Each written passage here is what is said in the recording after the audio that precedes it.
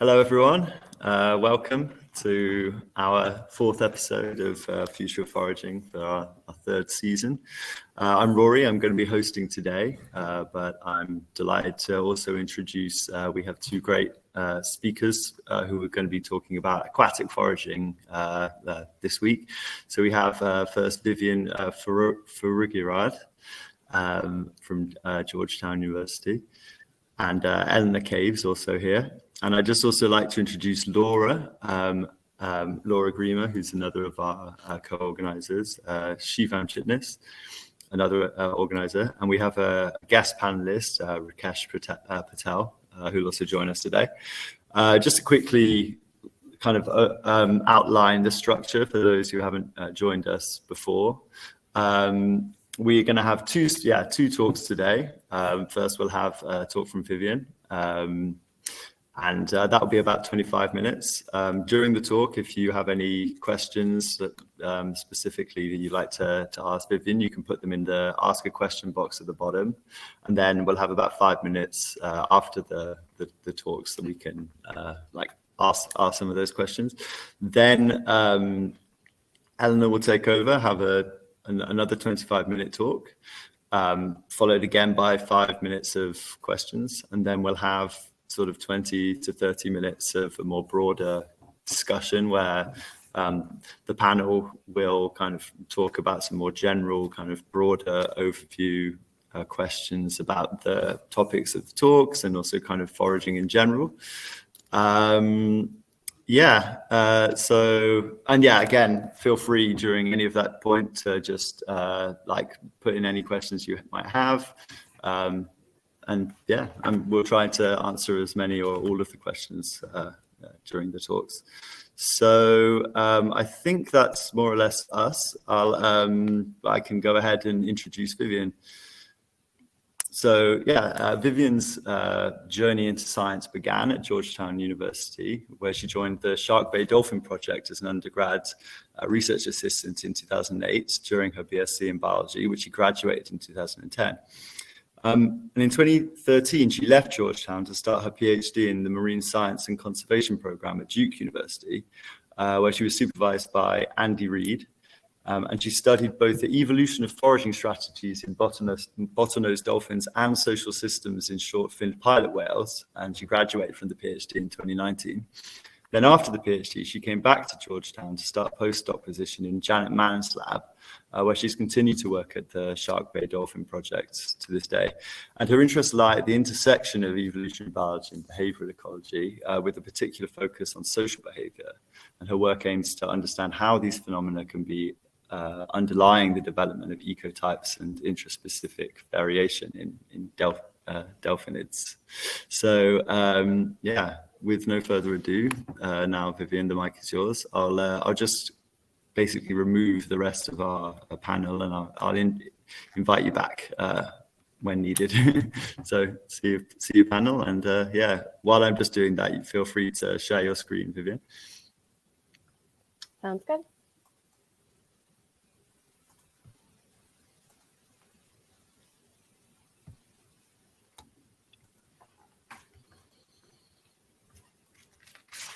Rory, I'm getting a message, too many video sources. Okay. That's strange because now we have them. Try again now, maybe.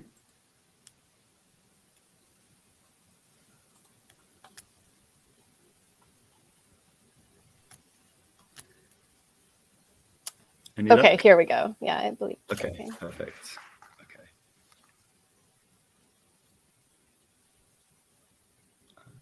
Yes. Okay. Are we looking good?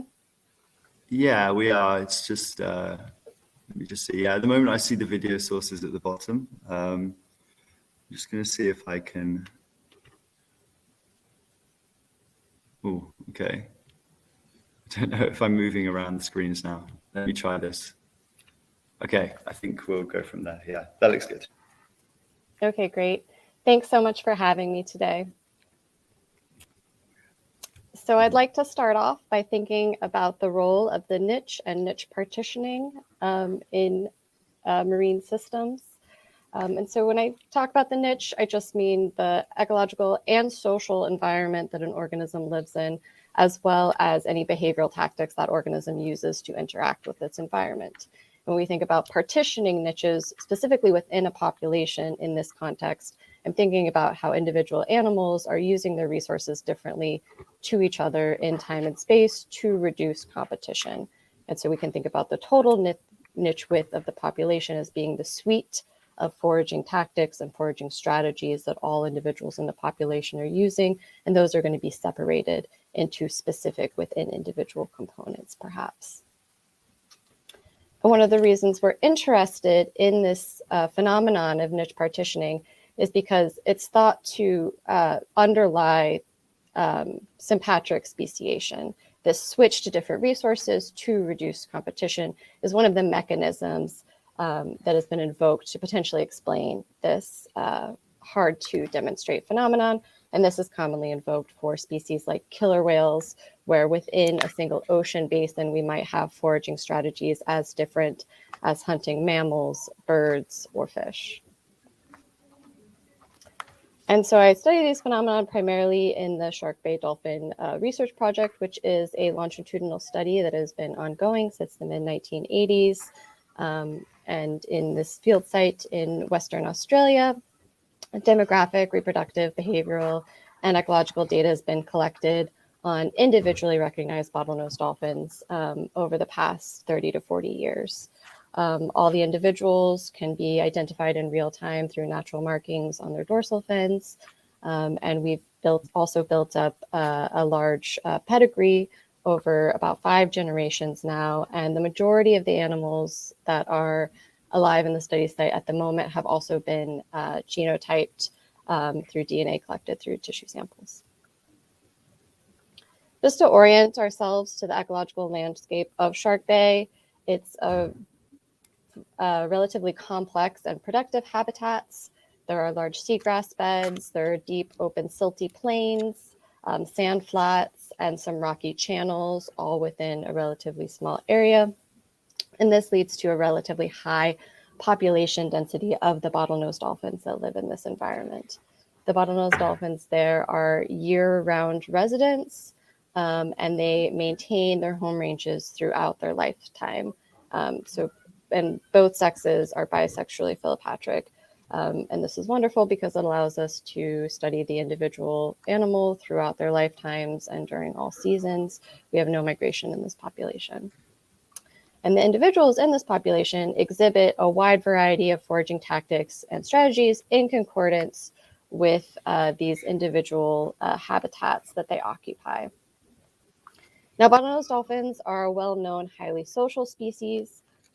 In the Shark Bay population, individuals live in a mosaic of overlapping home ranges. There's no territoriality. Individuals live in a fission fusion society where groups are changing quite frequently, actually, in this population. Group membership, which averages maybe about 5 to 6 dolphins per group at one time, changes on the order of several times an hour that one individual leaves, one individual joins the group. And so through this process of fission fusion, the animals in the population form a contiguous social network. So there are no stable groups, and there's quite a bit of overlap in home range. There's very little territoriality. Within this more fluid social system, about 18 different foraging tactics have been documented. And so we have some examples here. There are some animals which specialize in ferreting or grubbing fish out of seagrass patches. There are animals who do a slightly more risky strategy of beaching or hydroplaning themselves out of the water to chase fish up onto the shoreline. We have this sort of weird behavior called shelling, where individuals lift these often trumpet or baler shells to the surface. What we think is happening there is that a fish the dolphin is chasing has hidden in the shell, and the dolphin lifts the shell to the surface to sort of shake the water and shake that fish out of that shell. And then one of the most well-known foraging tactics in Shark Bay is this phenomenon called sponging, where dolphins are using these marine basket sponges on their rostrum as a foraging tool. And those are just 4 examples. There's about 18 that have been documented so far.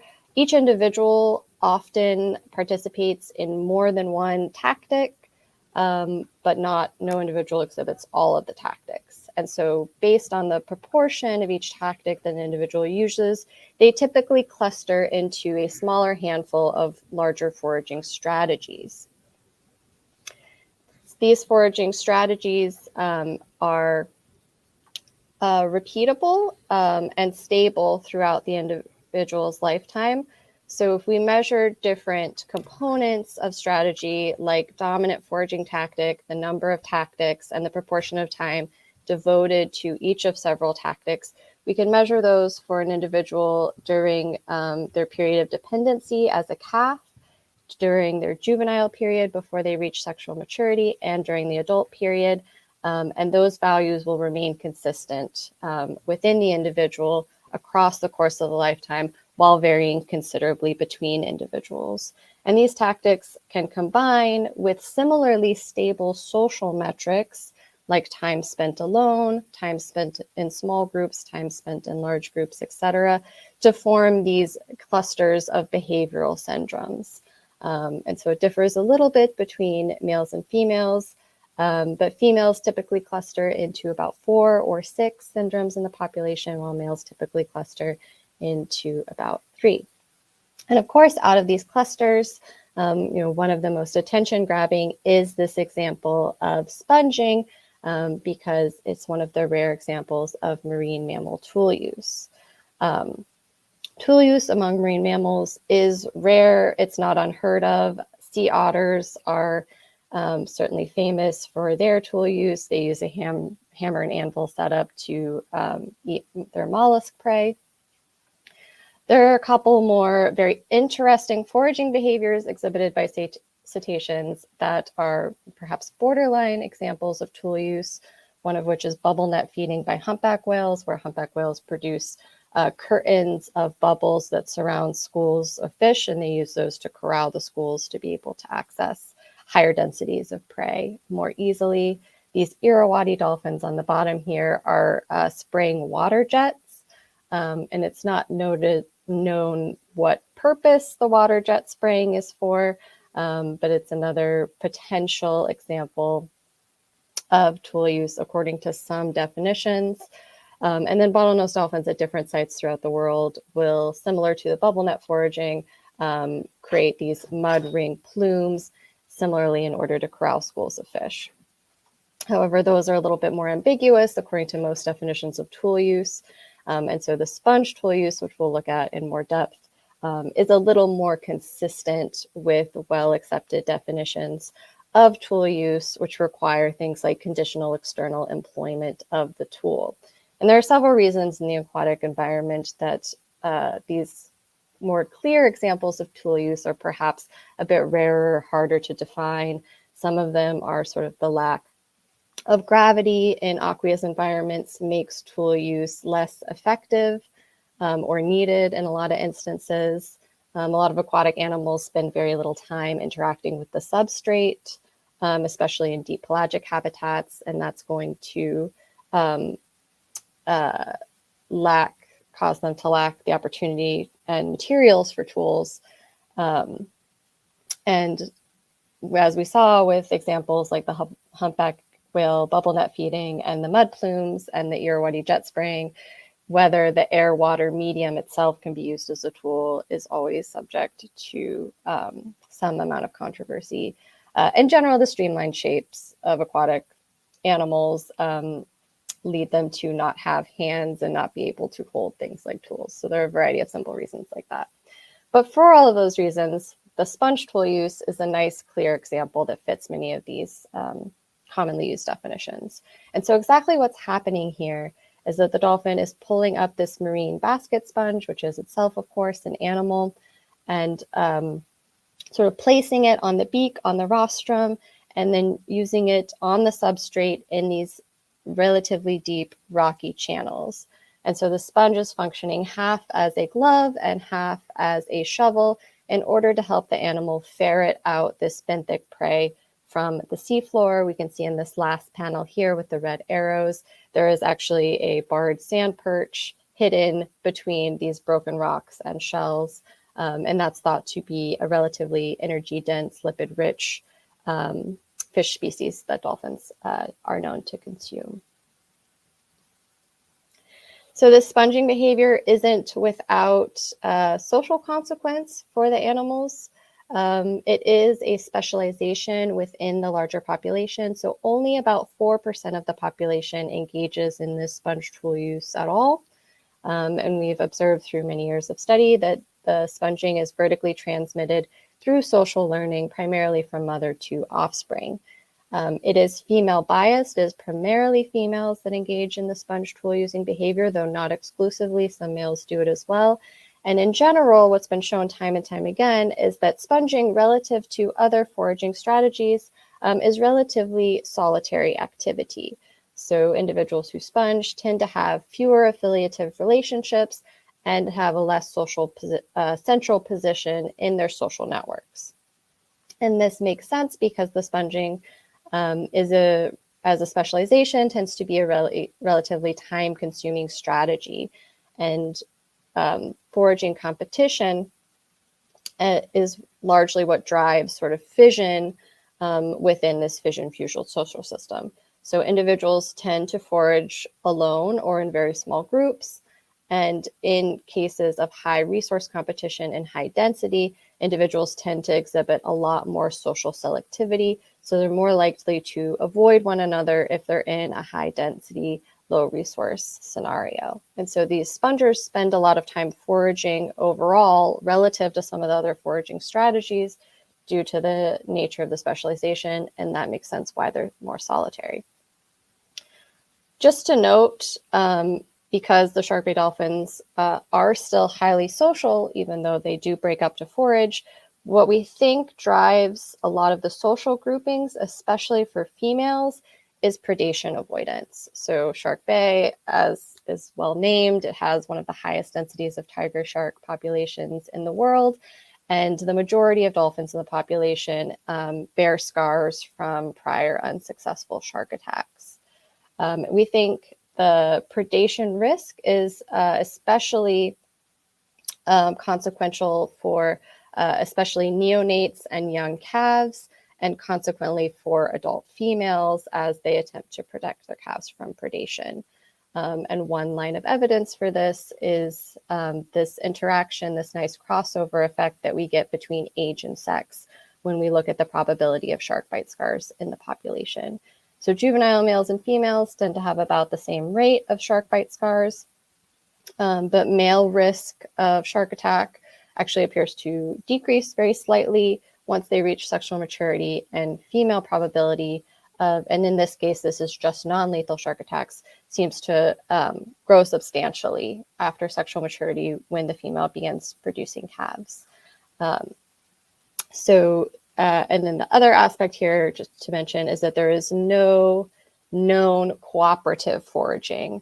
Unlike other cetacean populations, the sharkbait dolphins, foraging is solitary. There's no cooperative foraging.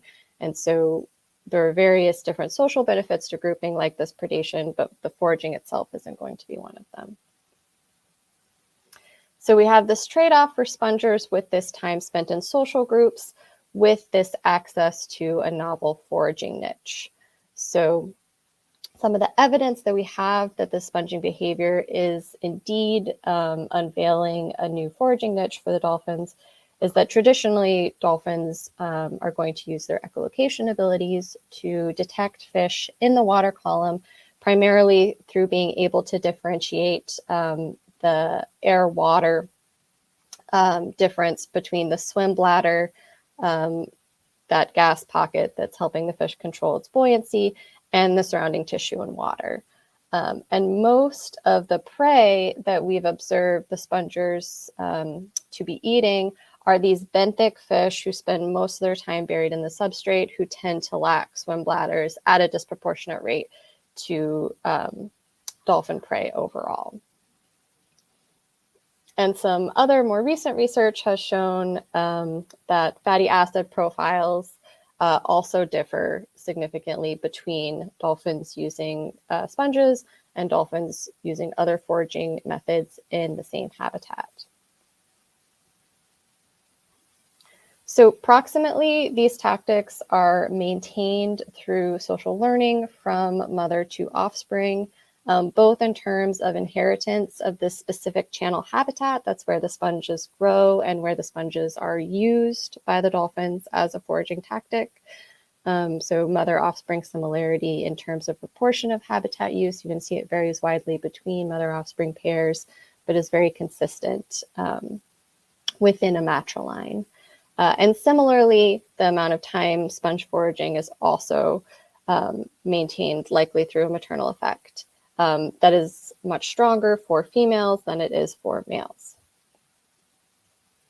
Sponging isn't without its costs. We can see here, even during the juvenile period, when individuals first begin to exhibit this technique, females and spongers in general spend a lot more time foraging than males that are not going to use the sponge foraging technique. And these, in this case, in this figure here, these are all offspring of sponging mothers. So virtually all daughters of sponging mothers will exhibit the sponging technique themselves, and only about half of sons will in general. And that's likely because, again, this is a very time-consuming, isolating, and localized strategy, and it takes many years to become proficient at.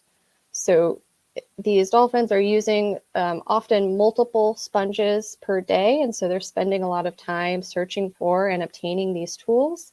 And this acquiring to foraging ratio of how they find these tools decreases significantly over time as an individual ages, so they do become better at finding and obtaining the tool, and they seem to be able to find sort of bigger and better sponges as they age as well.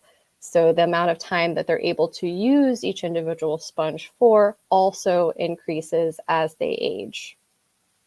And it actually keeps increasing up until sort of the mid to late teens, seems to be when animals finally become sort of achieve their maximum proficiency at the sponging behavior.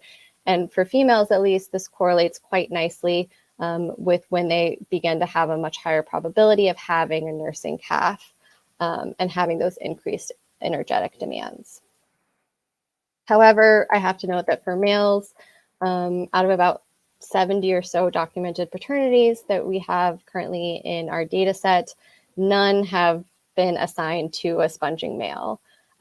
So this might not be a particularly good strategy for males for a variety of reasons. And even on the flip side, when we think about a potential benefit for females, we do see in sort of our normal circumstances, a nice effect of niche partitioning in the sense that we have no relationship between calving success and different metrics of habitat usage and degree of specialization. So there's no one habitat or one degree of specialization that has any kind of fitness benefit. It's not like the dolphins are all competing to be in this sort of best habitat or best territory. From to the best of our knowledge, as of right now, calving rates between females in the population are even, depending on their foraging strategies. So then how is this strategy maintained in this population if it doesn't have a fitness benefit for females and potentially has fitness consequences for males? And that wasn't the only question that we've had in recent times looking at how this strategy is exhibited in the population. One other interesting phenomenon that we've noticed is the sponge tools themselves have changed somewhat over time. So there are a variety of species of sponges that are used in the population, starting from the Echinodictyum is sort of the most common one that's been used since the 1980s. The Cercinia is a bit of a tougher sponge that's been used since the 90s. Pseudoceratina is another species that we began seeing in the early 2010s. And there are several unidentified species of sponges that we've also seen dolphins use apparently more frequently in more recent years. It seems like as we continue to watch them, they tend to shift somewhat in the specific species of sponging that they're using. And this has led us to ask, is the sponging a sustainable foraging strategy over, a period of decades? Because the sponges, of course, are animals themselves. And if we think about the fact that we have maybe 50 sponging dolphins, they're spending half of their day sponging, they're getting a new sponge every hour.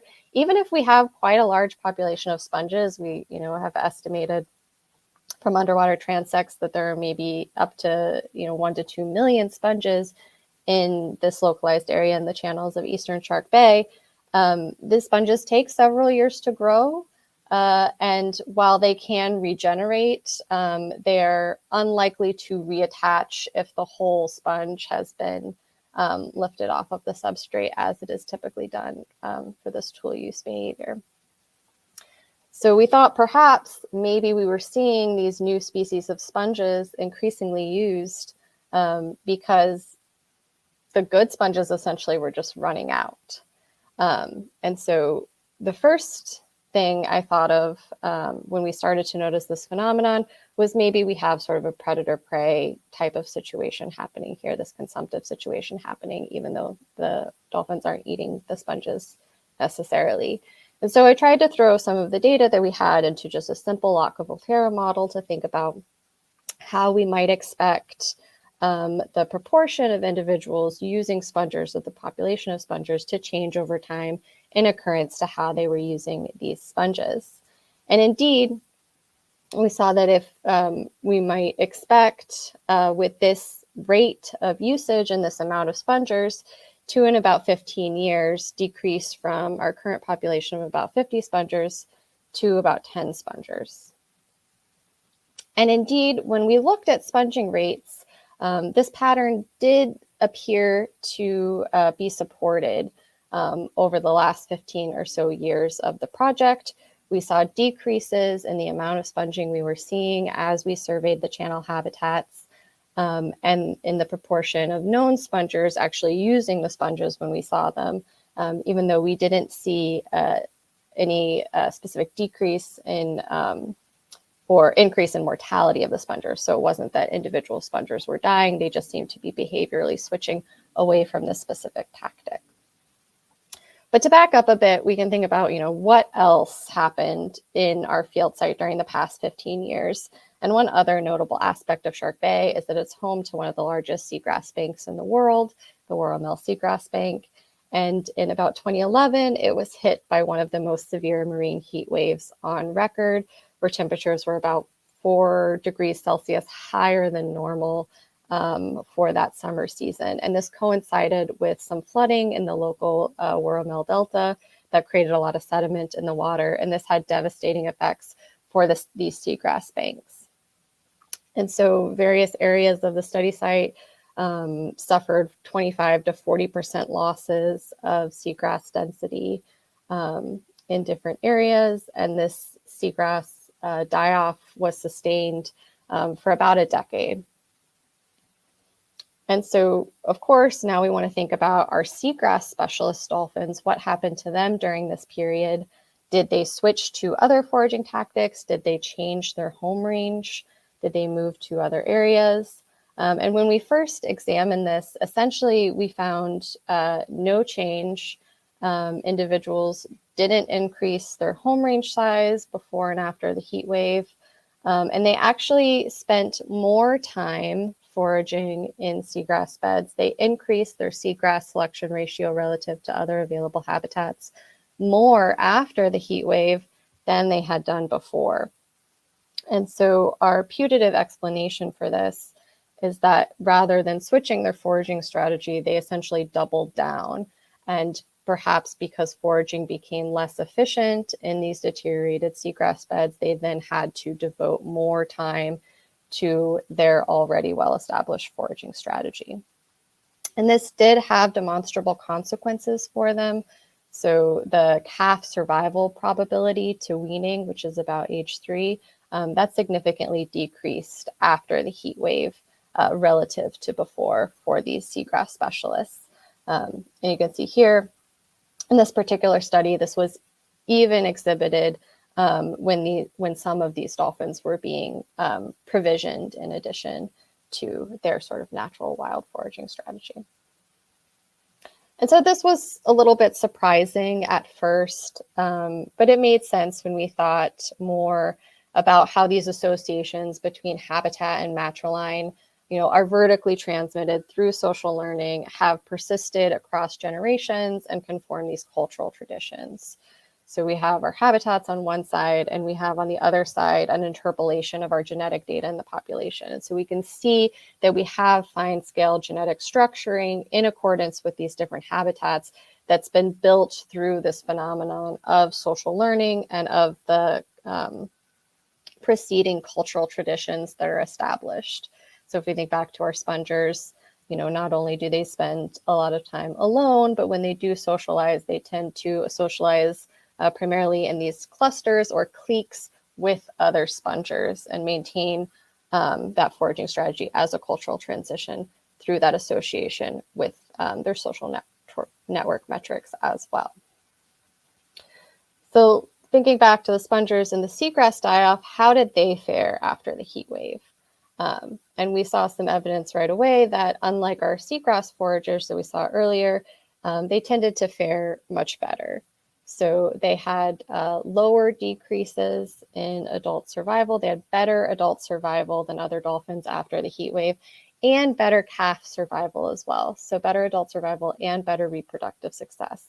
And all of this is happening sort of despite the fact that they're sponging less. So this is showing the period of the heat wave relative to sponging rates.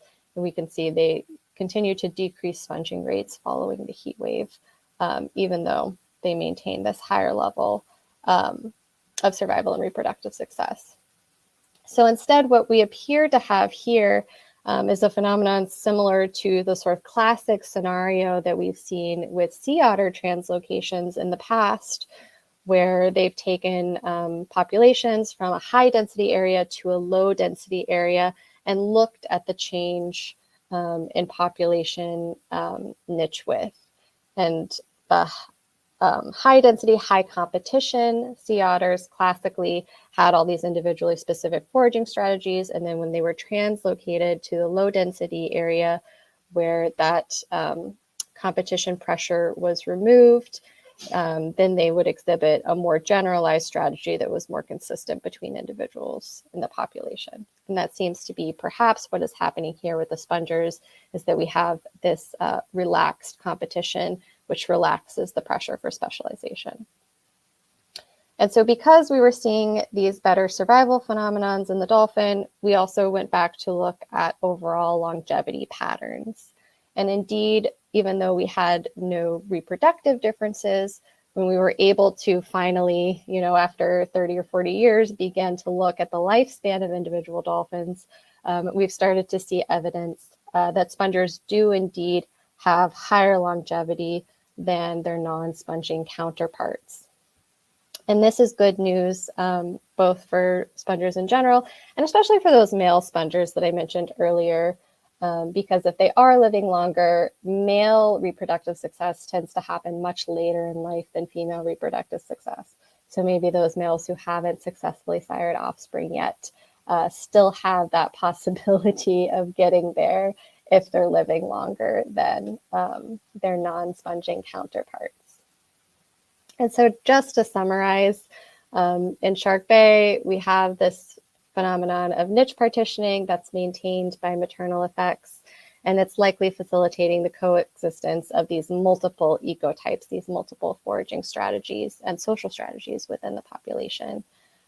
We have a little bit of evidence now that this tool use phenomenon is likely density dependent, and it's exhibiting more in situations of high competition, and that it's maintained through balancing selection, through increased longevity via perhaps protection from environmental heterogeneity over these long time scales. And so with that, I'll just acknowledge all my co-authors, especially Eric Patterson and Taylor Evans, who did a lot of this work with me, and my 2022 field team. And I'm happy to take any questions.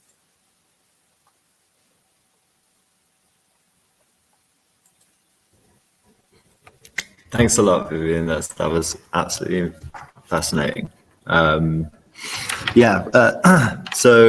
We do already have a couple of questions from the audience, so I'll go right ahead and answer. Ask. You can answer. So Laura first. She asks.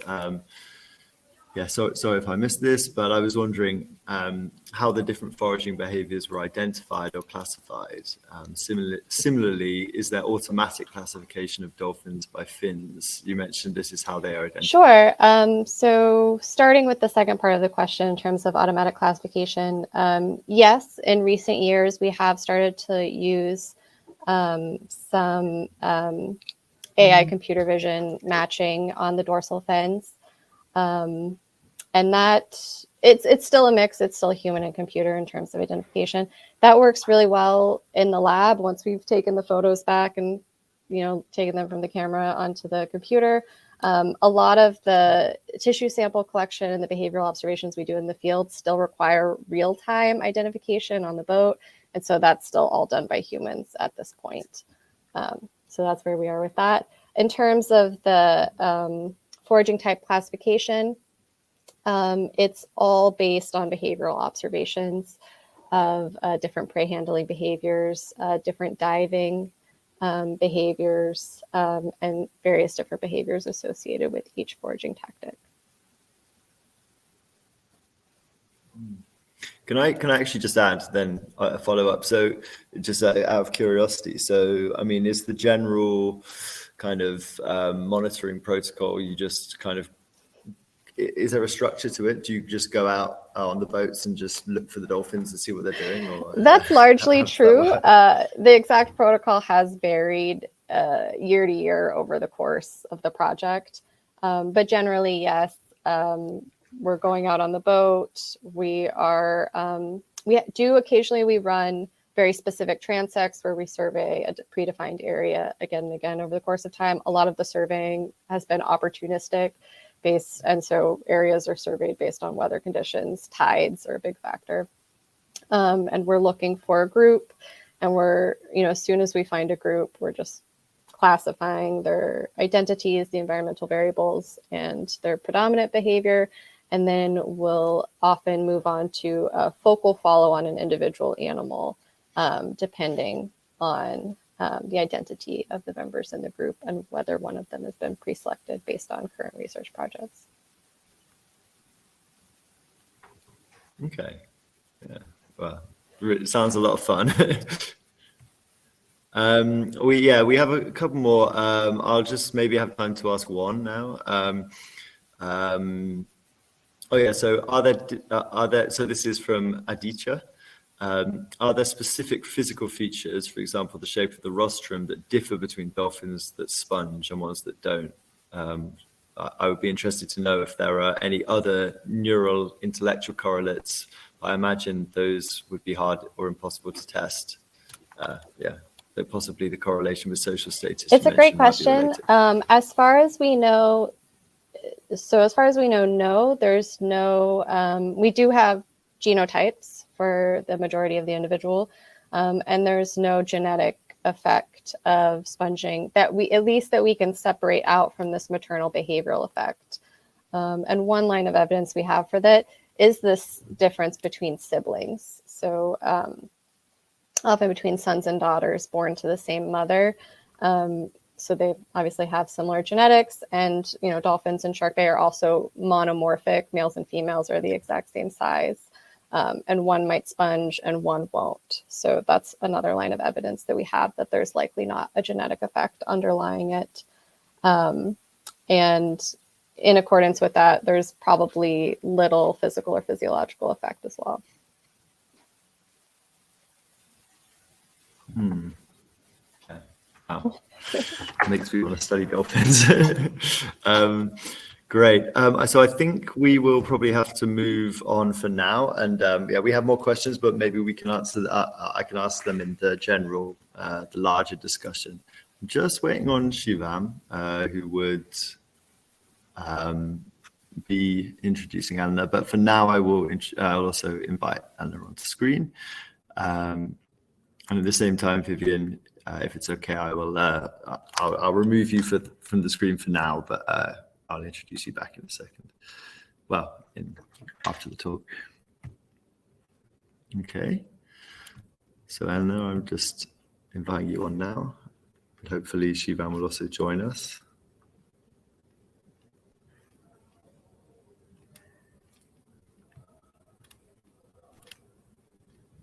All right, Eleanor, yeah, okay. Hello. I'm going to invite Shivam again. Sorry about this. Let's try that.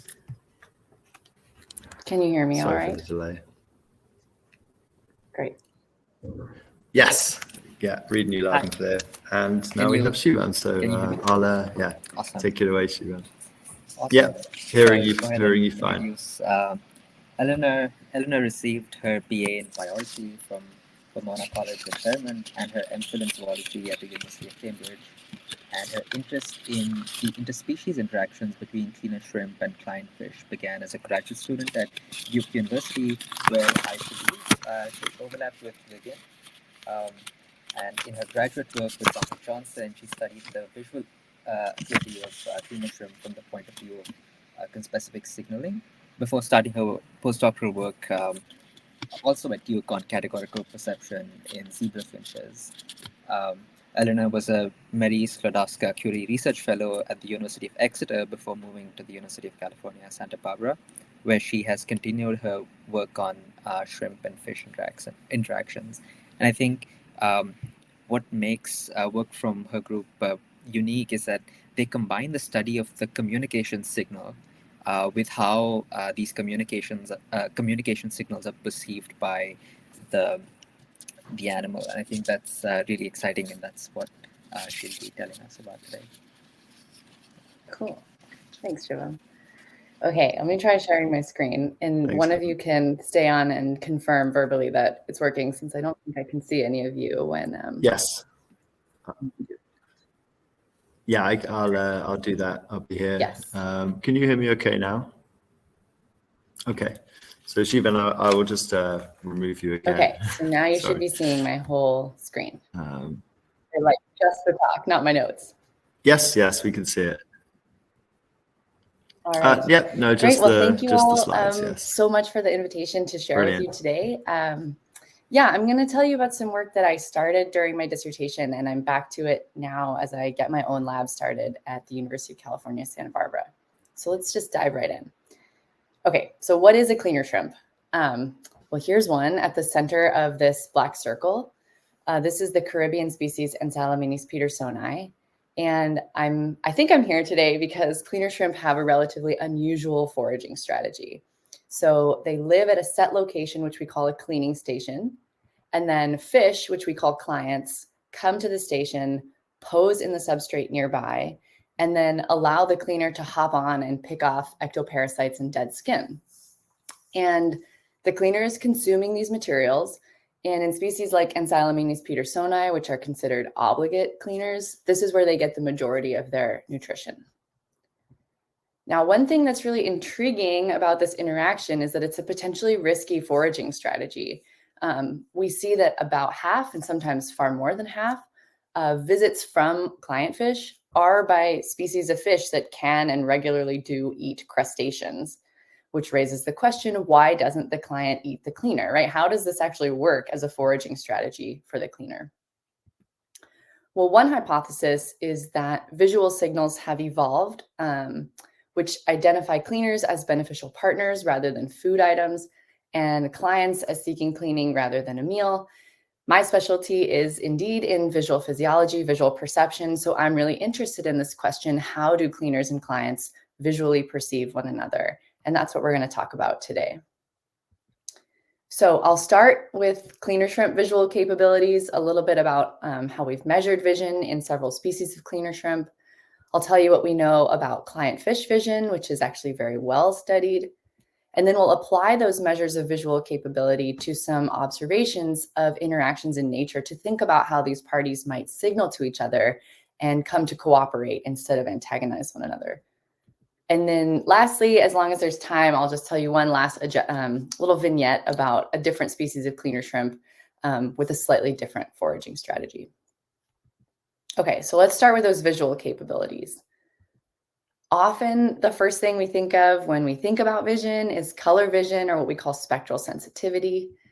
There are many different flavors of color vision in the animal kingdom. And one of the primary ways that we describe those different visual system types is with these curves here, which are called spectral sensitivity curves. So these would have on the x-axis wavelength of light in nanometers. On the y is a measure of relative sensitivity or response of a photoreceptor. And each one of these curves is showing you how sensitive a photoreceptor type in the eye is to different wavelengths of light. And as a general but very imperfect rule of thumb, the more of these curves or peaks that you have, the more colors you can discriminate. So starting up at the top, animals with only a single spectral sensitivity peak are what we call monochromats. They actually don't discriminate colors at all. They live in a world based on brightness.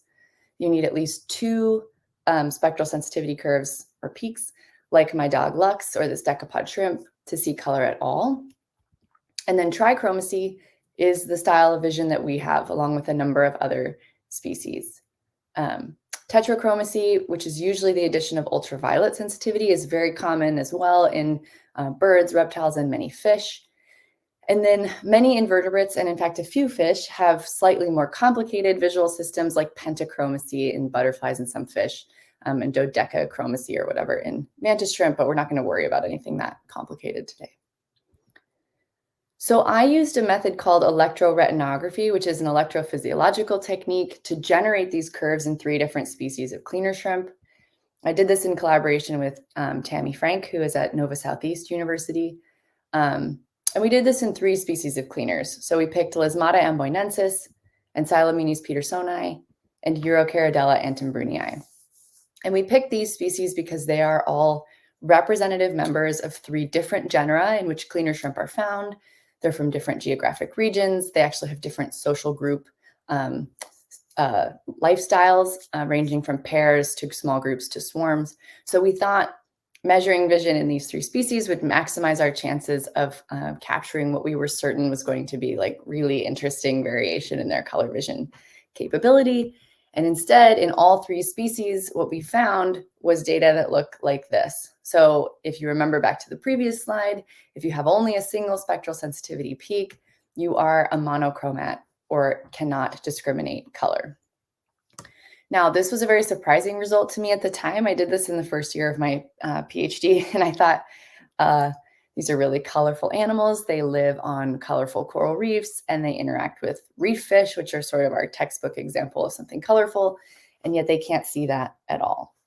But okay, color is not the only aspect of a visual scene. And in fact, my favorite visual parameter is called visual acuity, and that's the ability to perceive detail. So here's acuity data for just a handful of species for which we have it. We actually have data on hundreds and hundreds of species now. And on the x-axis is eye diameter, and on the y is acuity. And don't worry too much about the units, cycles per degree. Just know that higher numbers means ability to perceive finer spatial detail. Okay, so a few things about this graph. It's on a log scale. Acuity is on a log scale. So you're seeing that it varies by at least 4 orders of magnitude across animals that have eyes that can form images. There's a very strong and positive relationship between eye diameter and acuity. And because eye diameter itself is tightly correlated with body size, that means we tend to see finer spatial vision in larger animals that have larger eyes. All the animals in red are those that have compound eyes. And because of their optics, compound eyes are always going to be acuity limited relative to camera eyes. And we do see those animals have sort of low end acuity. And then lastly, I'll just point out for fun, in case you haven't noticed, here's humans up at nearly the very top. So this should be very exciting for everyone watching this talk, because humans aren't really the pinnacle of any sensory modality at all, except here we are with some of the finest spatial vision in the animal kingdom. This also means, though, that if you study visually guided behavior, your study species likely does not perceive spatial detail in the same way that you do. So there are both behavioral and morphological methods to measure acuity. We used both in those same 3 species of cleaner shrimp. And in all 3 species, we found that acuity was about 1 cycles per degree, some of the lowest on this graph, although not necessarily unexpectedly low, given that cleaner shrimp have small compound eyes. So to recap what we've learned so far, and I guess in case there are any graduate students watching this talk, this is where I'll just tell you that I had actually started my dissertation with the plan to study intra-specific color signaling in cleaner shrimp. I looked at these animals with human eyes and thought, look at those color patterns. These are animals that live in groups, they clean in groups. These must function in some kind of intra-specific signaling context. And the first projects I did showed that they are, in fact, colorblind and that their acuity is really, really low. So this is the sort of spatial information using Fourier methods to like delete spatial frequencies that should be unresolvable by their eyes. This is an approximation of the spatial information that they might get looking at a conspecific from only 2 centimeters away. So there's any number of reasons why these static images like that on the right are kind of unfair. But I think it's not unreasonable to say they're likely not using these color patterns as intra-specific signals. But sometimes these unexpected findings can lead us to unexpected lines of inquiry, and that's what happened with me. So having to move on from this plan to study intra-specific signaling, I gave some thought to who else might be looking at cleaner shrimp in their day-to-day lives, and that is, of course, client fish. And that's ultimately what brought me to the study of this mutualism more broadly. So client fish, they're the other half of our story. What's their vision like? There's actually a lot of data on fish vision. There's sort of a textbook example of like systems on which visual ecology was built. A project I was involved with that was led by Dr. Lori Schweikert, who's now at UNC Wilmington. She synthesized data, published data on color vision in ray-finned fish that had been measured using a single method called microspectrophotometry. She found data on 213 species. And if we take from that database all of the reef-associated species that might serve as clients, we see that they tend to have tri, tetra, or pentachromatic color vision. So today we're going to make the simplifying assumption that any species that can serve as a client can discriminate as many colors as we can, if not more. And we took a similar approach to look at acuity. There's a lot of published data on acuity in fish in fisheries journals because there's a lot of interest in how fish perceive things like nets and lures. So we found data on 159 species. Acuity in fish ranges from about 1 to 35 cycles per degree. And I'll just point out for any fish people in the audience, those high numbers, 35, that's in like large predatory fish like sailfish, marlin. And even that is only about half as fine as human vision. But again, if we hone in on those reef-associated species that might serve as clients, we see their acuity ranges between about 1 and 14 cycles per degree. So to recap, we see that cleaner shrimp have monochromatic, low-resolution vision, and client fish have good, for lack of a better term, color vision and acuity at least an order of magnitude higher than our cleaner shrimp. So when these parties are interacting with one another, if we want to think about how they're communicating, they really do have different constraints on the type of sensory information that might allow them to reliably identify one another as partners. So let's take this sensory information then and think about those observations in nature and how they might communicate. So just as a reminder, in our species Ancylomenes pedersoni, the first thing that usually happens when a client fish is approaching a station is that the cleaner shrimp will whip its antennae in this very characteristic antennae whipping motion. And then we see the client fish adopt this cleaning solicitation pose. It goes motionless in the substrate next to the station. It will often change very rapidly to a darker color morph. This color change happens on the order of 5 to 10 seconds, if not faster.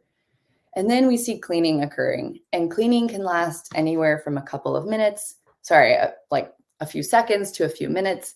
Sometimes during cleaning, clients will jolt, looking almost like they've been pinched. And then at a certain point, our client returns to its lighter color morph, and shortly after that, it's going to exit the scene. Now, part of the reason that I started my research on cleaner shrimp with this species in particular was that there are a couple of behaviors, namely antennae whipping by the cleaner and color change by the client, that have been referred to in the literature as signals, but never tested for any kind of signal function as such. So what do I mean by signal function?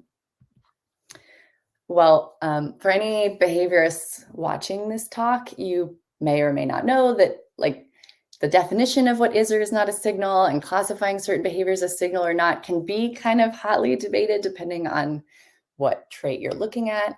But I think there's a few criteria that are relatively non-controversial to say something has to fit in order to be considered a reliable or evolutionarily stable signal.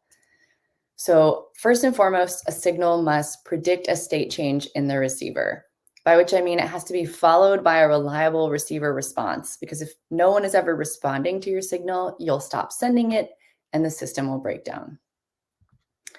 Signals must also convey information about the sender's state or future behavior, by which I mean the receiver has to be able to extract something useful about the sender, some information about the sender, because if there's no point responding to the signal, then you'll stop responding and the system will break down.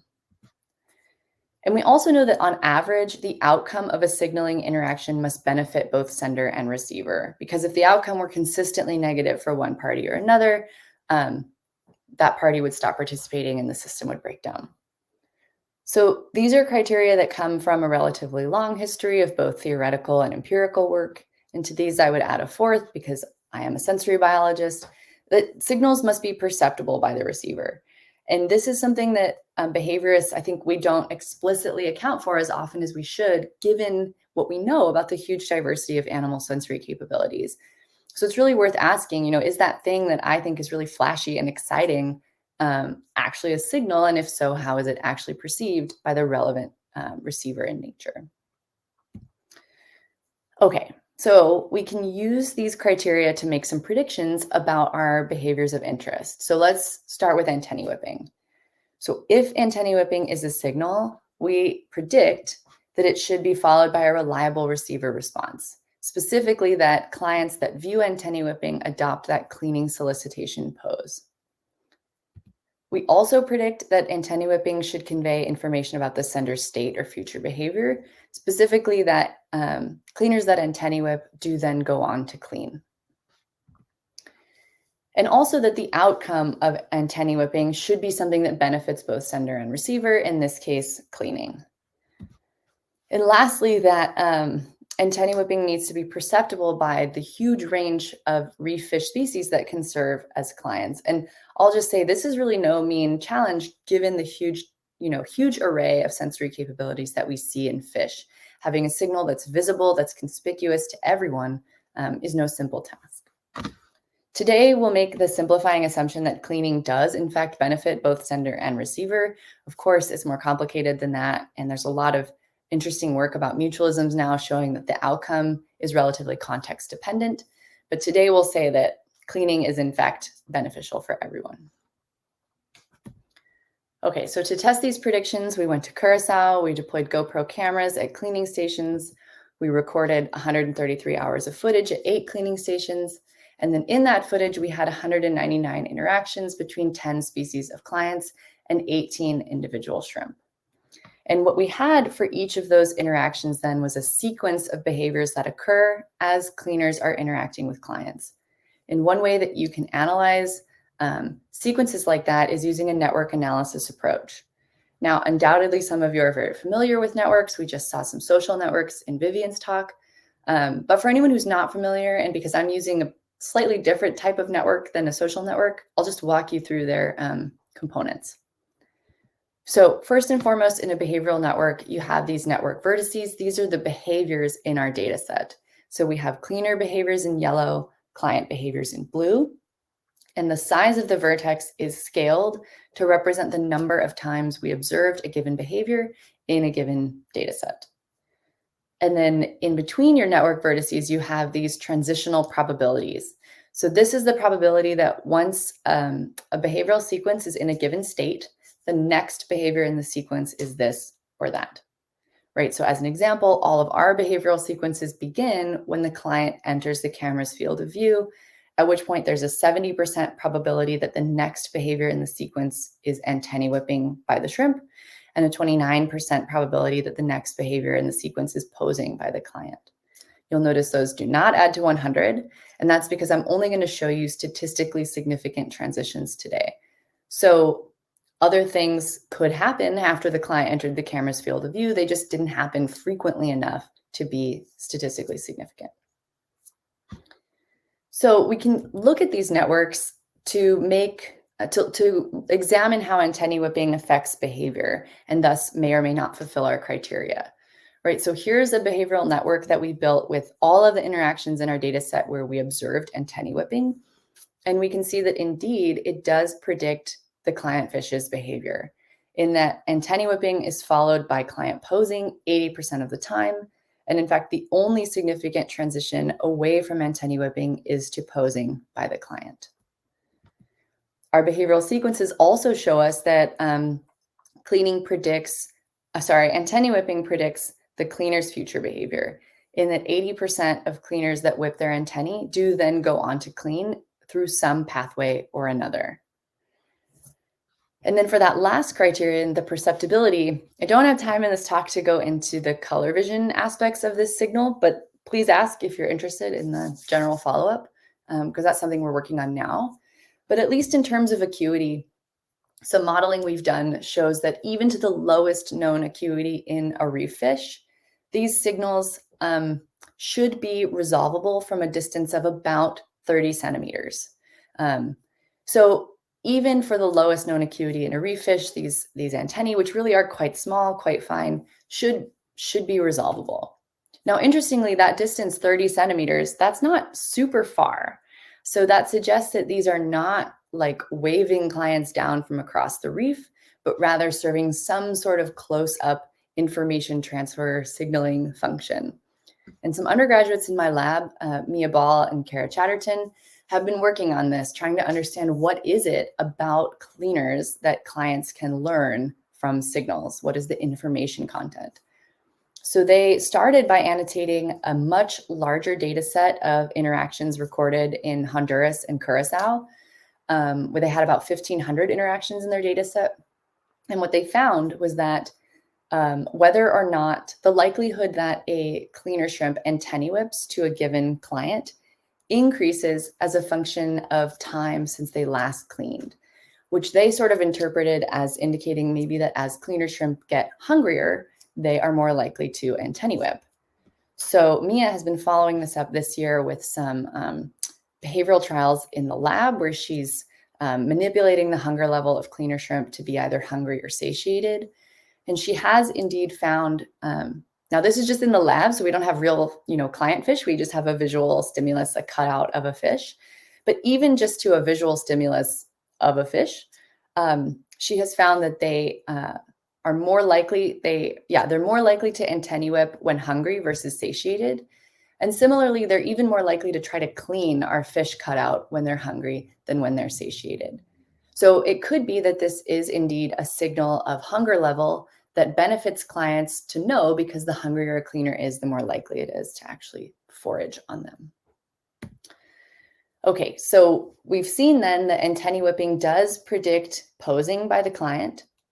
It seems to indicate that the cleaner might be hungrier, that it's willing to clean. And at least in terms of acuity, it's resolvable by the full range of known reef fish visual systems. What about that color change by clients though, right? That's the other behavior we were interested in looking at for signal function.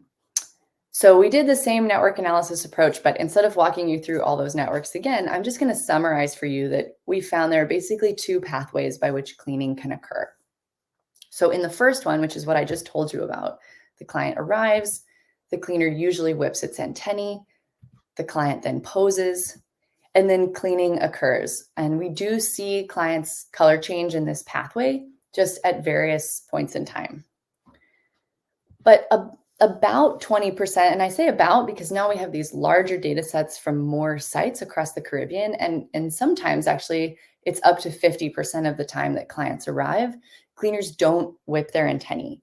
So if you're a client, you've arrived at a station, there's been no antennae whipping, no indication from the cleaner that it's intending or willing to clean you. So what are you to do? At that point, clients can leave, but they actually do so pretty infrequently. They can also pose and not change color, or they can pose and change to a darker morph. So at that point, those clients that have posed but not color changed have only about a 15% chance of getting cleaned, whereas those that posed and changed to a darker morph, more than triple the chances that they'll be cleaned to 50%. So I'll just say right off the bat, there is so much more that we don't know than we do know about this color change behavior by clients.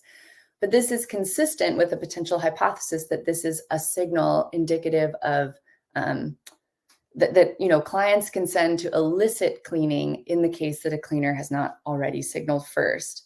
And interestingly, a graduate student of mine has been working on this signaling behavior in another species of cleaner shrimp and found that it's the predatory clients that are more likely to color change. So it could be something that if you're a particularly risky client, the cleaner doesn't seem willing to clean you, you can signal to say, no, I really am here to be cleaned. Now you might be saying, that's really cool, Eleanor, but you spent the first 5 minutes of your talk telling us that cleaner shrimp have monochromatic low resolution vision. So like what good is a color change signal? And that's where I just want to emphasize, I mean, I think this is so cool. Maybe you agree. Across fish species, what we see is that if they're going to change color, they do so from light to dark. So I've been showing you videos of a couple different species of goatfish. They start this sort of white color, they turn this very dark red, but we see things like surgeonfish and tangs show up at our stations light blue and turn almost black. Snapper will show up white and adopt these really thick, dark bars. So across species, it's extremely consistent that the color change occurs from light to dark. It's a brightness change. And that is something that should be perfectly resolvable, perfectly perceptible by the type of visual system that cleaner shrimp have. These are also large signals that don't involve fine spatial detail, and they're happening over very short distances. So as a signal, this really does fit the perceptibility criterion for our cleaner shrimp. Okay, so antennae whipping fits all of our criteria to be a signal. Perhaps it signals hunger level or intent to clean. That color change by clients, I should probably hedge a little bit more and not say it's likely signals, but it potentially could signal something like desire to be cleaned. But overall, without signaling by either party, if there's no antennae whipping and no color change, cleaning occurs in only 2% of interactions. So whether these are purely visual signals or not, they are quite important behaviors in mediating these interactions and allowing cleaners to forage on clients. Okay, I have just like 1.5 more minutes of vignette that I'll tell you really quick before I wrap it up about a different cleaner shrimp species. So after I did this work on Ancylomenes pedersoni, I went to the Red Sea to look at Lysmata amboinensis. As you can see in this video, Lysmata amboinensis has these white front legs and white antennae, and it's rocking them back and forth and tapping the client. And that's sort of their purported signaling behavior.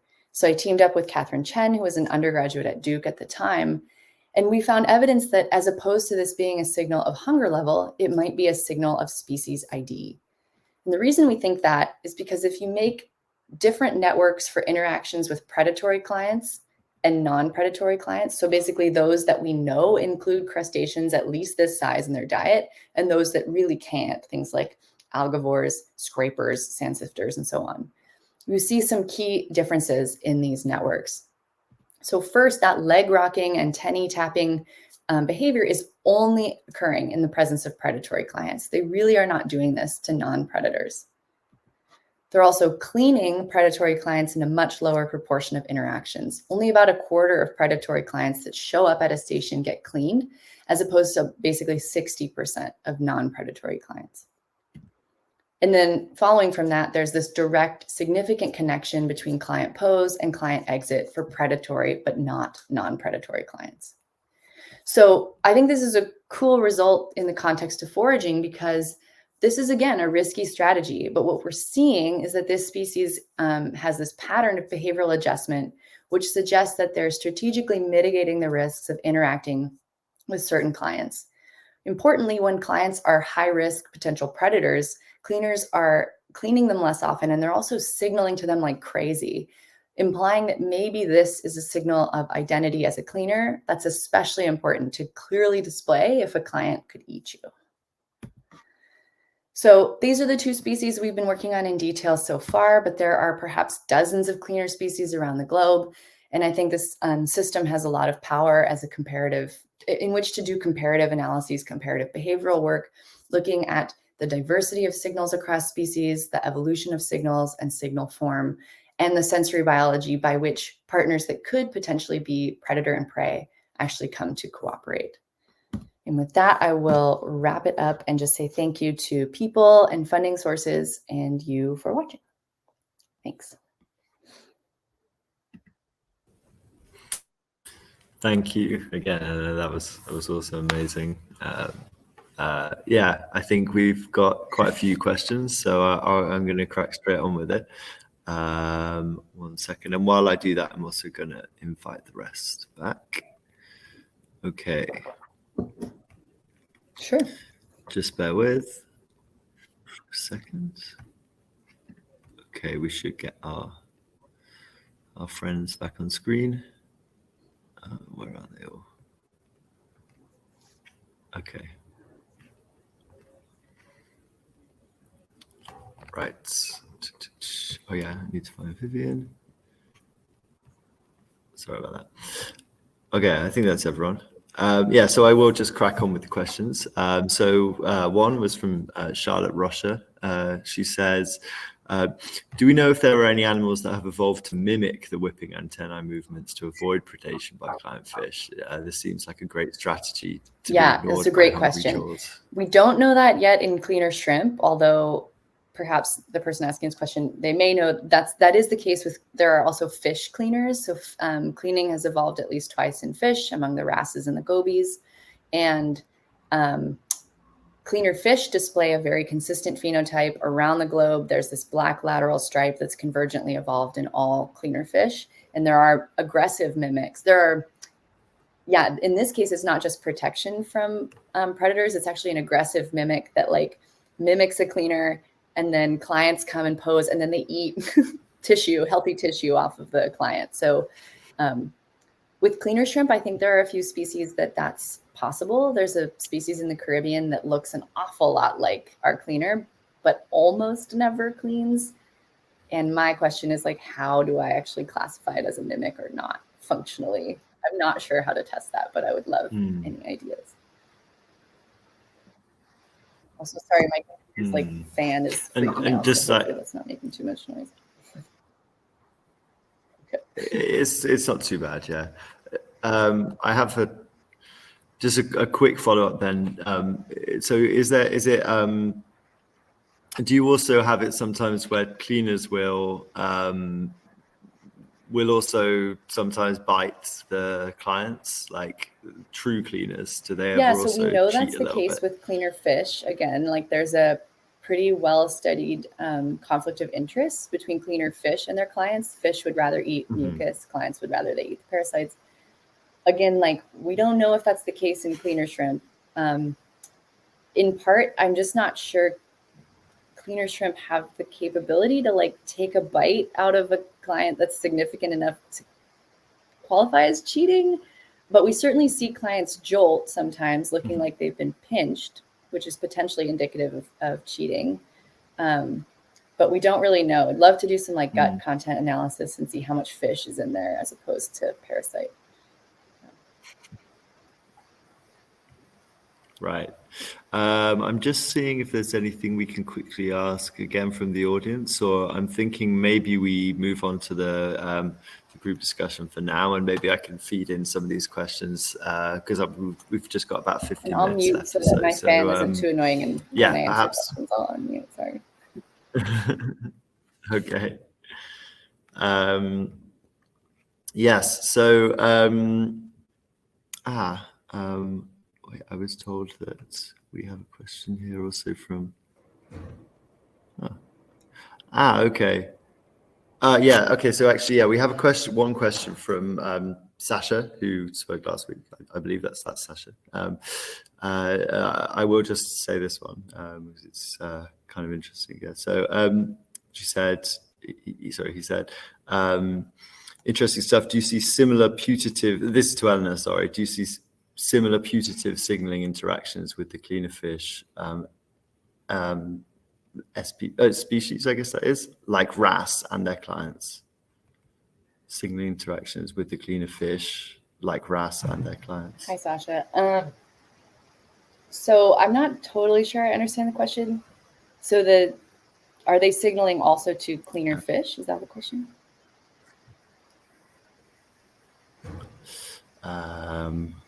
Yeah, I guess they're saying, do you see similar putative signaling interactions with the cleaner fish? Oh, I mean, are cleaner fish also okay, signaling? yeah, I guess it's just like right.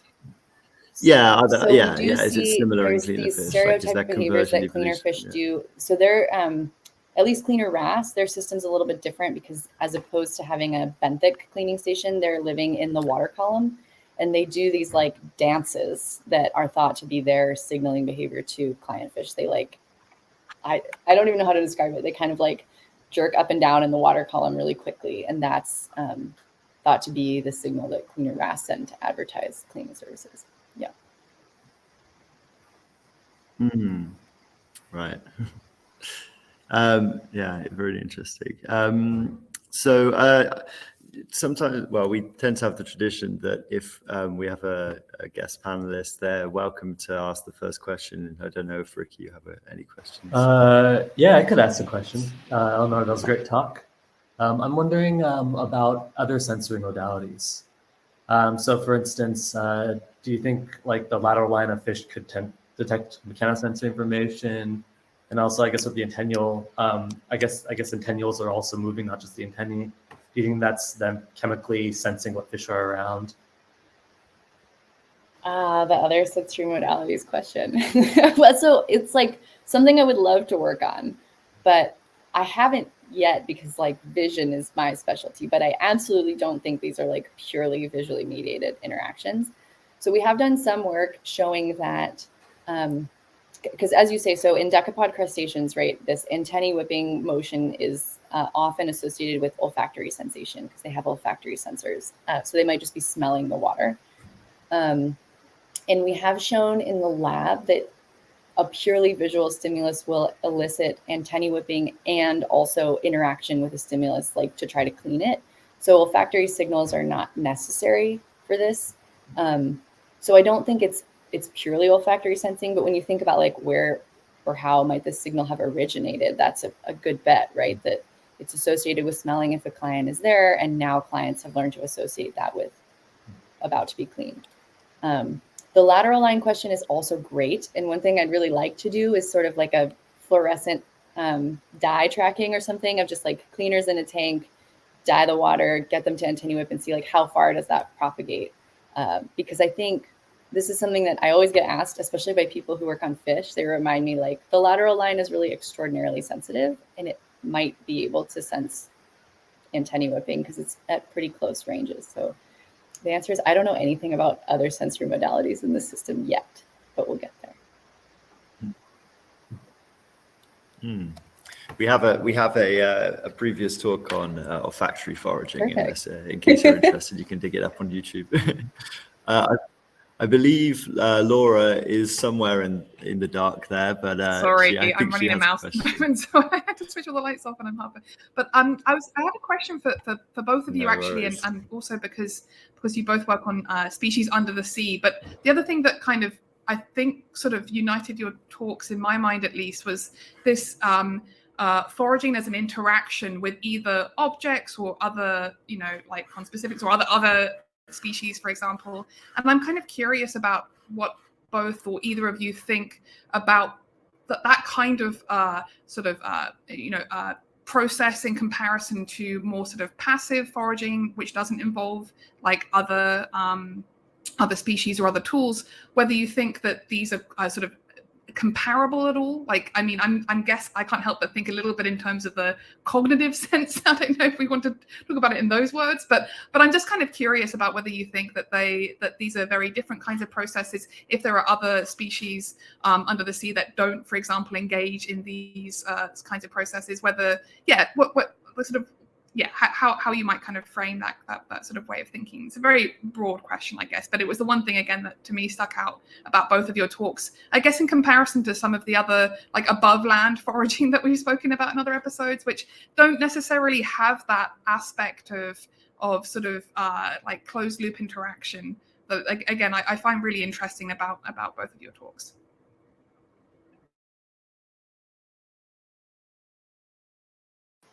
Vivienne, do you want to go first, or should I take a stab? Well, I'll give a short answer and then maybe circle back. In terms of, because this is one thing I get asked a lot, is whether the dolphin tool use is indicative of higher cognitive processing. And it's something a lot of people are interested in. And I think, I don't want to say, no across the board. I think there is certainly a way in which you need to have some level of basic cognitive functioning in order to use and manipulate tools. But like, do I think the sponge using dolphins are smarter than other dolphins? No, I don't. I think it's much more about, availability, the selection pressure from competition, and the ability for social learning. I think, that is crucial here, and it's crucial in a lot of terrestrial species that use tools. But again, because we have all this variation within a single population with individuals who are interacting regularly, I don't think there's anything cognitively different about the individuals that use tools and that don't. So that's just one little piece of that question.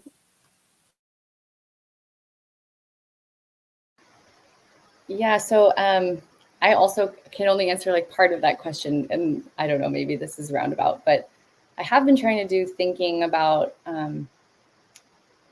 cleaning has actually popped up all over the tree of life multiple times. So there are fish cleaners in temperate and tropical ecosystems. There's the crustacean cleaners I was talking about. There are bird cleaners. There are even mammal cleaners. And I've been trying to think about, a sort of bridging the marine terrestrial divide. Like, are there features of these systems that unite them, or are they all actually truly very different? And I think, in part, I think cleaners are just glorified scavengers that somehow, like, if a meal's going to park itself in front of you, like, go for it. Why wouldn't you pick at it? But what seems to me, in this very, very preliminary way that hopefully no one will go off and tell other people, because I don't have any evidence for this yet, but I think what unites all of these systems is some sort of site specificity. And there was actually a recent PNAS paper using footage from like doorbell cams, looking at like human dominated landscapes and how that like compresses the spatio-temporal niche and causes species to like interact more frequently than you might expect otherwise. And I think maybe something like that happens with cleaning. Like, we see across all these disparate cleaning systems that if they're going to arise, even in like a facultative or occasional sense, it's in a setting where like the species are somehow interacting more frequently than you might otherwise expect. So with cleaner shrimp, they're like living on host anemones, so they're not going to move. So clients can find them every time. We have a little project going in Uganda with Michael Kant with his mongoose project. And some of the mongooses there have started cleaning warthogs, but it's like specifically the family that lives in the village where everyone's coming to eat like trash at the dump. So like they're going to interact more often than they might outside of the village. And so like it's this bringing together of species at a specific site that might be crucial in allowing that particular foraging strategy. And I guess similar, like kind of to cross over with Vivienne's talk, like it seems to me that Shark Bay like has this unique, there are just a ton of sponges right where the dolphins are. And I don't know if there's other places where there are like sponges and dolphins, and if sponging could or has arisen elsewhere. Maybe Vivienne can answer that. But yeah, I don't know. These are half-formed thoughts, but hopefully interesting. Yeah, there are. Shark Bay is the only place where dolphins use sponges as foraging, extractive foraging tools. But within Shark Bay, my field site's only a small portion of the bay. there are 3 separate socially isolated communities of spongers. So it's sort of a $1 million question, but it does seem like, at least within the broader genetic population, it has arisen in a couple of different sets of channels from animals that haven't necessarily socially learned from each other.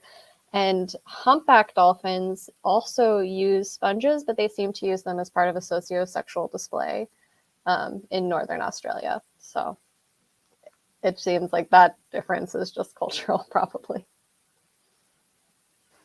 That's very cool.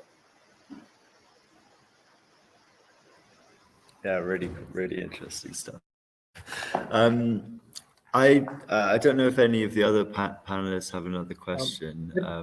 Otherwise, I can jump in with I one. kind of But was yeah, just thinking about something going off Ricky, of both of your statements, and I was kind of wondering how foraging strategies might change depending on like how dense or like how patchy the resources are. Just because I guess your shrimp are often living in these really dense reef environments, but I guess like what about those cleaners that clean off of sharks? You know, those fish. I don't remember what they're called, but yes, remora, right?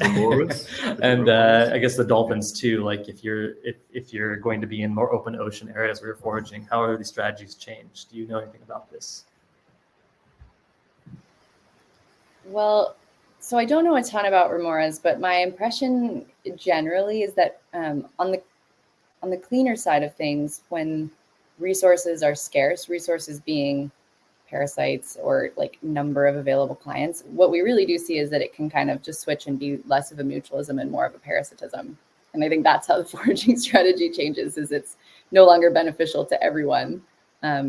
And that would happen, for example, if cleaners really are taking healthy tissue from clients when they're unable to find parasites. And we know that's the case, I think, with cleaner wrasse, but we haven't really looked at that with cleaner shrimp. From the client side of things, if cleaners are scarce, I don't really know exactly what the answer would be to that. I mean, some clients have multiple cleaning stations in their territories and they can just choose among different cleaners, but others would kind of be stuck without a cleaner for a while. Lack of access to cleaners doesn't have like immediate negative health impacts, but over time it seems to have some impacts on their health and reproduction and so on. I had a question, I think, based off of this idea that when you're foraging, actually, there's a lot of risk involved. And so when we think about foraging costs, in my head, we only often consider risks that are associated with like the, like consider costs associated with the energy expenditure. But I'm wondering if, the kinds of signals that these animals send, right, so that they can avoid being eaten, how important you think they are in like these online decisions that the animal makes while foraging, and do you think that these sort of like risks are accounted for in the same framework as sort of like foraging decisions for your shrimp, for instance, which is pretty. Sorry, Shivam, I wasn't able to hear you the whole time. Can you like? I hate to ask you to repeat that. No, it was just, to me, it was interesting that there's a lot of like risk assessment that the shrimp are potentially doing. And I'm wondering if these decisions for risk assessment are happening simultaneously with like foraging decisions the shrimp makes, how hungry it is clearly one sort of like piece of information it has to account for, but presumably maybe it can tell based on, the size of the fish, etc., how risky this interaction is going to be, and how those two are integrated for the shrimp, say. Yeah, so we do think size is the primary variable that they're assessing when they're looking at whether a client might be risky or not. As for the other part, you'll have to just stay tuned, because I actually have my graduate student is really interested in this risk perception angle, and is doing some of these trials where like he startles them, get like a startle stimulus and sees how long until they recover and come back to a food source, and combining that with hunger manipulation. So trying to see if their risk perception and responses to startling stimuli vary with how hungry they are.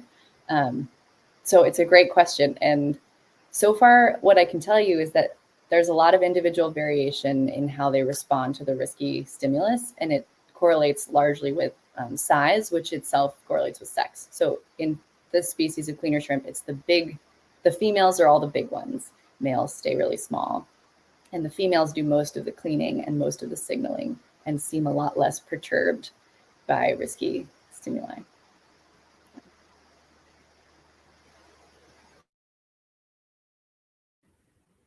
I have another specific question for you, Eleanor. Do you know what the temporal resolution of the cleaner shrimp are? Like how that color change might be perceived? Or I guess it'd be like luminance change. Yeah, we do have temporal resolution data from the electroretinography.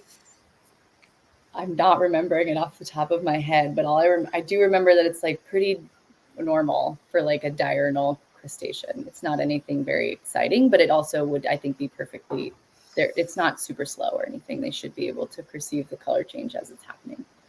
I want to say like 20 hertz. I don't know. I can go and look it up and send it to you. Right. So I know we are over time now. I did have one more question. I don't know if people have to dash off, or it's kind of a bit of a unifying one, I guess, which is I was wondering. I was thinking a bit about how these behaviors might kind of emerge one way or another. You know, maybe we're looking more from Vivienne's work, more at something which is culturally, you know, transmitted, and whereas Eleanor's, I imagine. Well, I actually don't know, but it's likely that this stuff is more of a genetic, like fixed, evolved adaptation. So, I mean, to both of you, really, I was wondering if you could enlighten me at all on how, if there's any evidence out there about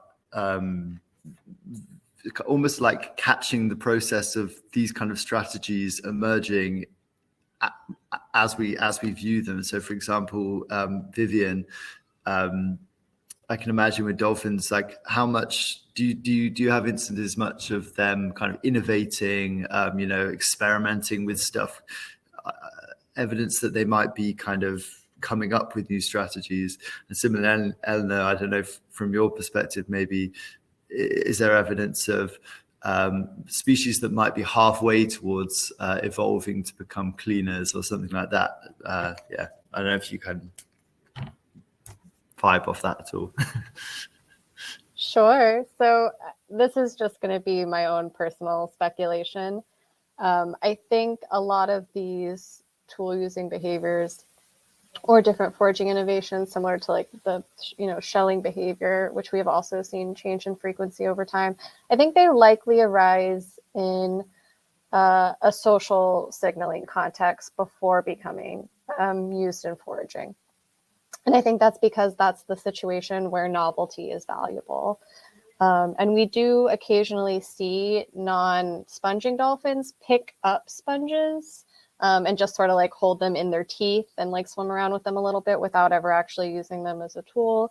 And that seems to happen exclusively in social contexts, in social groups, and often near when one individual has just joined a new group.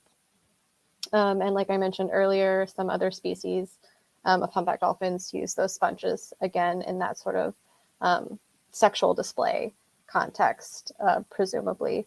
And so I think because those types of displays value novelty as maybe a signal of boldness or something like that, I think probably that gets animals sort of messing around in the substrate, and then maybe just incidentally they figure out that the object is valuable for another purpose.